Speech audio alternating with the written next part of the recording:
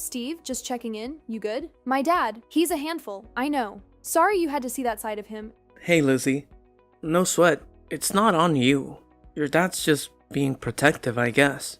With the wedding coming up, he's probably just thrown off balance. I'm not losing any sleep over it, I promise. He won't ruffle my feathers. You're such a gem for letting it slide. But honestly, he crossed a line. His words were like daggers, and I was just as stunned by how he lashed out at you. It's unacceptable. He's my dad, sure, but lately I've been questioning if he's even capable of compassion. How many times do I have to drill into his head that you're not some dropout? I saw you trying, really. But if he's set in his ways, what can we do? Marrying you won't suddenly win me his approval. Patience is key, I suppose. I'll keep chipping away at him, slowly but surely. It's just... he's my dad, but I can't help feeling this growing resentment. Especially seeing how he treats others. Even Mom's on edge about it all. She senses he's not the man he used to be. Is that so? Your mom's feeling the strain too. What's going on? I shouldn't dump all this on you. Not when we're about to start our lives together. It's not right to cloud our happiness with this gloom. Lizzie, we're in this together. Tough talks and all. The wedding's all set for next week at the courthouse. We're a team now. Whatever's on your mind, I'm here for it. You sure? I mean, if you're up for it, maybe we should all sit down and clear the air soon. Absolutely. Lean on me, Lizzie. I'm here for you, through thick and thin. Just thought you should know.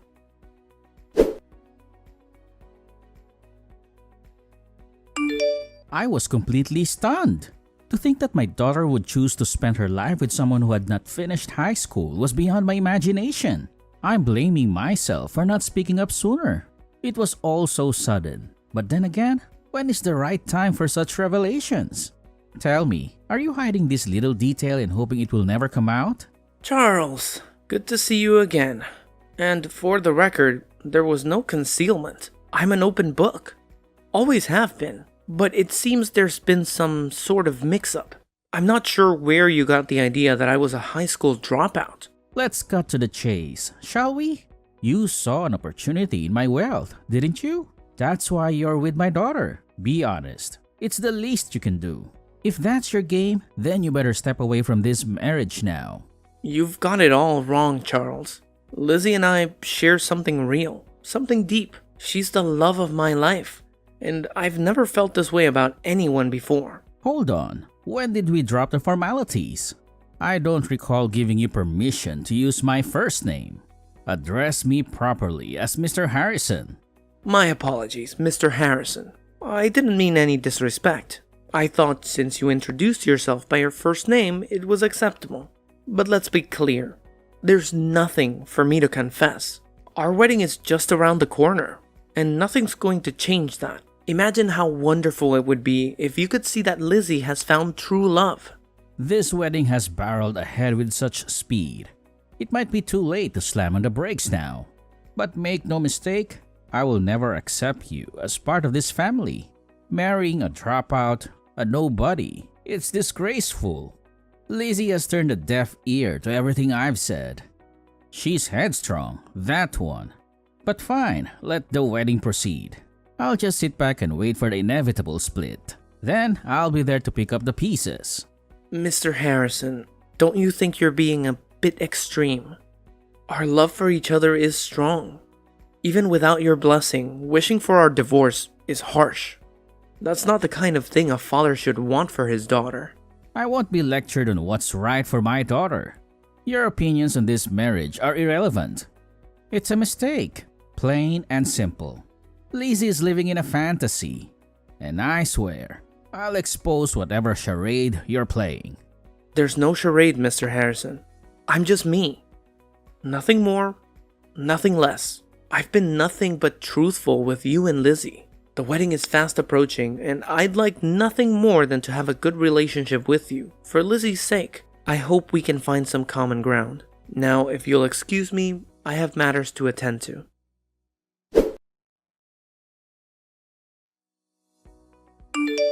Wow, I never thought this day would come that I see my daughter walk down the aisle.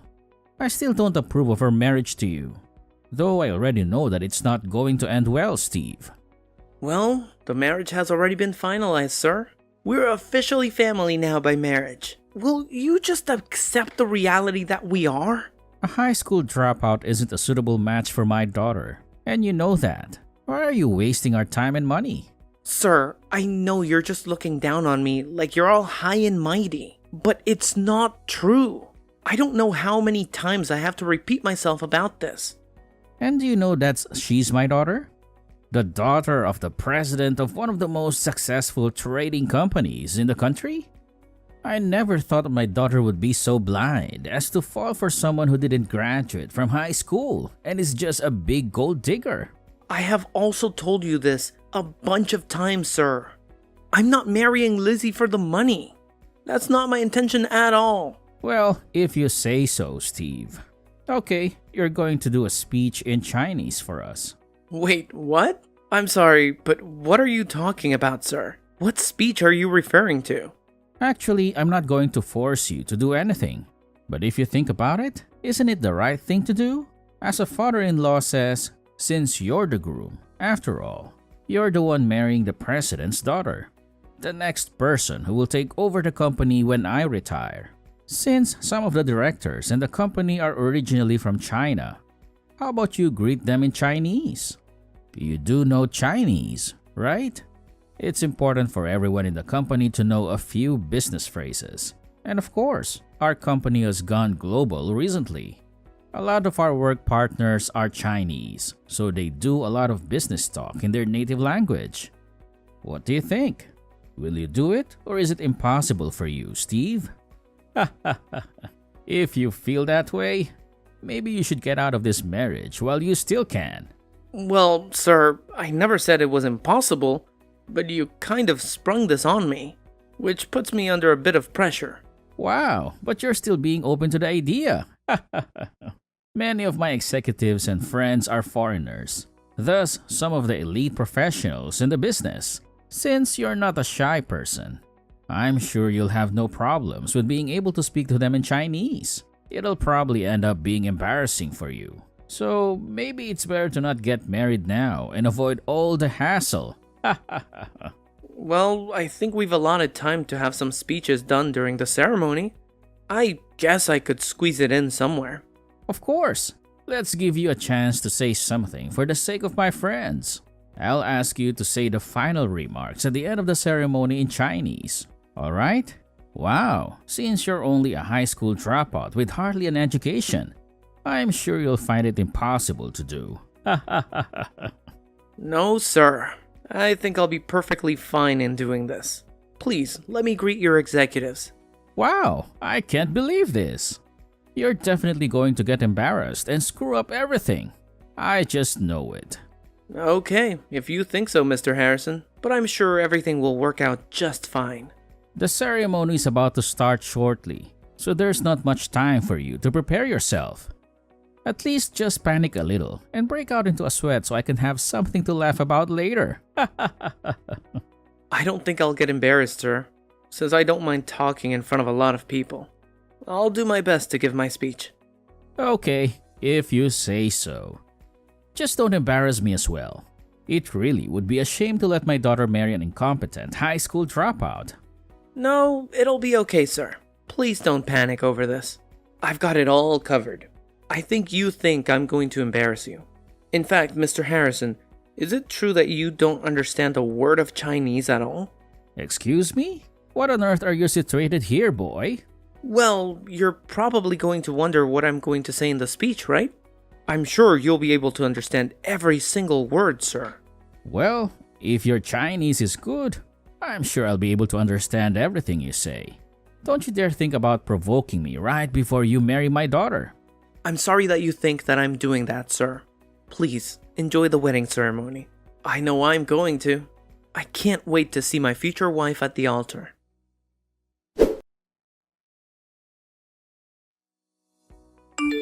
Hey, what the heck's going on here? What's the meaning of this charade? How is it that you can speak Chinese of all languages, and you can actually speak it really quickly? How is that possible? Oh, I'm sorry, sir. Didn't I tell you that I can speak Chinese? It's actually called Mandarin, by the way. After I graduated from high school, I went to China and... Well, you know, when you're in the country long enough. Now, hold on just a minute there. What? You're telling me that you could speak this Mandarin fluently? I spent the last years of my teenage life in China. Don't you think it's natural to learn another language since you're living on their society? You kept going on and on that I was a high school dropout. But Lizzie only said that I spent up until high school in the States. Wait, so you're really not a high school dropout at all? Are you serious, Steve? Even though I corrected you so many times, Mr. Harrison, you just didn't want to listen to what I had to say. I couldn't make any detailed corrections either. So you lived there for a bit. So that's why you're able to speak their language. Wow, I can't believe how petty you're being about this. Why must you act so strangely around me? I've done nothing to make you act this way. Well, I don't get your attitude towards me. Why are you being like this? Why did you have to doubt my abilities so much when you know nothing about me? That doesn't matter now. After your speech, the executives left without even talking to me. Don't you think that's a bit odd of them to do that right in the middle of a wedding? I feel like your attitude completely changed after you did your speech in front of everyone. Oh, okay. Is that what you're wanting to know about? As I thought, of course you didn't understand what was going on in there. Wait, what? What are you talking about? What way did I treat people? What did you say to them? It means you couldn't understand a word I was saying at all. I knew you couldn't speak, let alone understand a word of Mandarin at all. Can you? I should have expected it though, since you've decided to throw a curveball at me right before the ceremony. How dare you be so rude to me, you little swine? That's not how a boy should talk to his father-in-law. Of course, I know how to speak a bit of Chinese. I need it for work. So yes, I know how to communicate in it. But even though you were speaking that fast, I'd hardly understand if you spoke that fast in English as well. It's bad to talk so fast when people are trying to listen. Oh, really? Is that so, Charles? I'm sorry for speaking so fast that you couldn't understand me. I guess it would be better to lower my speaking to a beginner's level. Why are you acting like this towards me? You've got no right to talk to me like that. Are you trying to pick a fight with me? That's not my intention at all, Mr. Harrison. You should know that. By the way, I think all the Mandarin speakers at the venue understood what I said. I think my speech was a pretty good level of speed. You really didn't understand me, did you, Charles? I don't give a crap anymore about the speed anymore. Just tell me what you said, please. Why did my executives behave like they did? I just revealed your misdeeds to them in Mandarin, that's all. If you learned the language, you'd know what I said, Charles. Wait, what? What misdeeds are you talking about? I've not done anything wrong to them. Or any other employee, for that matter. Of all the people that were in that room, you know yourself best, right, Charles? Even though you pretended to know Mandarin, you just went about your business. You proved important meetings without understanding the context of those meetings. You actually used that to your advantage so that you could get more money out of them. Did you really think that I wouldn't find out about your dishonesty, Charles? What on earth are you talking about? How dare you accuse me of such things? How on earth would you have found out about this anyway? I haven't done any of those things that you said. As someone who doesn't work for my company, how did you find out about these rumors? Well, to be honest with you, Charles, I'm not actually an outsider. Give me some credit for knowing a lot about your company. What the heck's that supposed to mean? Why are you trying to say jaded? You're making no sense to me at all. Maybe it's because you're not listening to me. The vice president, who's my new mother-in-law's brother, hired me to work at the company. Wait a minute, what? You're seriously not found a job, have you? You're not actually working at my company, are you? Oh, but yes I do. If I'm married to Lizzie, I might take over the company someday. In the future. I thought it would be better to start working at the company as soon as I possibly could, so I can get a good feel for it. Are you kidding me? You actually started working at my company. How did I not hear anything about this? This is absurd. If I told you that I wanted to work at the company, you'd get annoyed. And it would become a troublesome task anyway. The vice president prepared me for the job and processed my application and resume. It went smooth, actually. Thanks to you, I was able to understand more of your attitude and the actions you take at work. I understand that you're not a good fit for the president's position. Hey, you can't just turn around and say something like that to someone in a higher position. You've got some nerve, haven't you? Well, all of this is what I said in my speech earlier, Charles. You just don't get it, do you? What? What are you talking about? Are you going to tell me what you said in your speech or what? I told the executives in Mandarin how incompetent my future father-in-law is as president of the company. That's why they reacted the way they did. It's possible that they've gotten angry with how you handled their interactions, and you could be fired from your precious presidential position. Do you seriously think that they're going to dismiss me, the president of the company? They've got no right to do that. I'm the president. End of the story. I'm the one who has all the decision-making power. They can't possibly throw me out of my chair. You're sounding like a dictator, Charles. And executives don't like that. The way you've treated them is going to be the result of your dismissal. Besides, it was originally my mother-in-law's father's company. You only inherited because you're her husband. You do know that the vice president of the company was originally supposed to take over the business, right?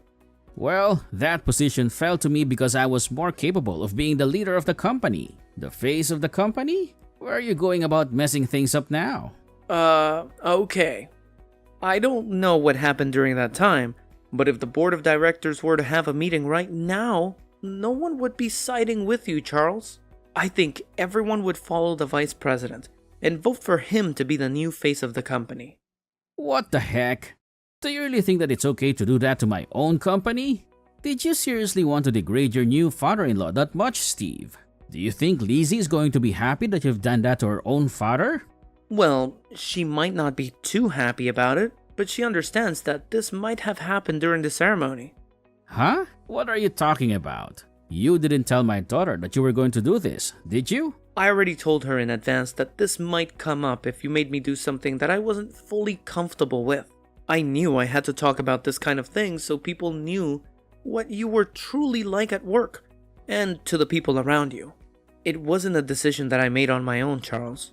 After a careful discussion that Lizzie, her mother, and I had, we decided to say something. You talked to my wife about this? Why is my wife involved in this? Why did you drag her into it? Don't you know that she's my ally and that she'll stick by me? I'm sorry, but it sounds like your wife has given up on you, Charles. That's why Lizzie and now my mother-in-law are on my side about this. Is this seriously happening to me right now? How could you all stab me in the back like that? My own family. I've done nothing to any of you. Well, I guess the girls decided that they wanted to dethrone you. They were getting sick of the way you were treating people. Have you ever tried to take care of your family, Charles? Mentally and emotionally. It seems like all you care about is yourself. What the heck are you trying to say here? Go on, say it. You say they're your family when you talk about them to other people. But do you really care for them? Do you look at their needs? Do you support them financially that much? Or do you just give all that money you earn to your secretary, Charles? You're not giving her the company's money, are you? I haven't got a clue what you're talking about, Steve. Who is this secretary you speak about anyways? Up until very recently, your wife has been investigating what you've really been doing whilst you've been at work. She's already got all the evidence she needs. It seems like she was holding off until the wedding was over, though. But it seems like she's hit her limit. What do you mean she's hit her limit? What's that supposed to mean? Why would my own wife investigate my whereabouts? Why would she invade my privacy like that? Maybe it was because you were acting super suspicious towards her at home. Think about it, Charles. Don't you think it's safe to assume that she's known about your affair for a good amount of time now? I'm sure your wife has been in so much pain because you've been betraying her for such a long time. I'll never be like you. I'd never do that to my wife. Why would you say something that you know nothing about? What I do is none of your business, Steve. Don't you know how much money I've made as a company president? A lot, and it's great. What's so wrong with using your own company's money for yourself? The company's money belongs to the hardworking people and the company itself. Not you. I'm not surprised you don't understand something so basic as that, Charles. It was only through your marriage that you were able to get the job anyways. Now, you've gone and turned on everyone in the company. And you've made everyone your enemy. That's not how a president should be. There's no way that you're getting out of this one without losing everything you've got. Why did something like this have to happen at my daughter's wedding? All I wanted was to embarrass you. In the end, you were the one that got embarrassed because you didn't understand a word I said. As a result, you've been made to resign from your position. Don't you think this is such an ironic story, Charles? It could be made into a movie script, to be honest. I'm not resigning. No matter how loud the vice president is, I still hold all the authority in the company. There are definitely still employees in the company that are on my side. Really? You're not talking about your secretary, are you, Charles? Well, yes, her. But I've also got other people on my side too. I'm going to tell you something. I just received a call from the vice president. I think everyone in your sector has accused you of some wrongdoings. That can't be it, can it? It seems like they're going to make you retire from the position. Wait, what? What are you saying? How could they make me retire if I don't want to leave? Oh, Charles. I'm sure you thought of people as pawns and you were moving them around as you wanted. You know, the other employees have feelings too, you know? There are some people who aren't satisfied with the methods you've used to run things. Do you finally understand what I'm saying now? You're done. Absolutely. Finished, Charles. You're kidding me, right? You're lying to me, aren't you? What's going to happen to Kelsey? Who's Kelsey? Is this your secretary you're talking about? It seems like she was trying to protect herself first and accused you of the bad things you've done. Wait, what? No! She wouldn't do this to me. She wouldn't leave my side like this. What's going on here? Unfortunately, it sounds like you're not going to be able to avoid paying compensation though. But it sounds like your wife has agreed to reduce the amount that you need to pay dramatically. So that should be a relief for you. Yeah. What the heck? She can't just do that without discussing things with me first. This is all your fault. My family is in shambles because of you, boy. It's not my fault at all, sir. It's all your fault, Charles. You brought this on yourself. You know there are always consequences to any wrong actions a person has done. I just listened to Lizzie's and my mother-in-law's advice about how to take you down. But I knew you would try and trick me into doing something today. I was trying to dodge it, but you wouldn't let up. So I just did my best to my ability. And that was to speak in fluent Mandarin to your executives and say how crappy of a boss you are. But I had no idea that this had been planned for such a long time. This is an outrage. Please, Steve, we're both men. You know how I feel right now, yeah? Just think about how Lizzie will react to what's going to happen to me. Just come over to my side and help me out, would you? I've thought about Lizzie throughout this whole process. I'm standing by my mother-in-law. I'll also stand with the vice president. For the sake of the company and its reputation. Since you've left in tatters, you scumbag boss. What? You're just going to stand there and watch me fall? You're just going to betray me? You're the one who looked down on me as a high school dropout. You've never approved of me marrying Lizzie, right? I'm so glad that I don't have to deal with so many relatives now. It's a blessing in disguise. So go ahead and struggle being in solitude. You've got no one to turn to now, Charles. It's your own fault that got you into this mess. I guess you really can't help the situation in how it unfolds, right?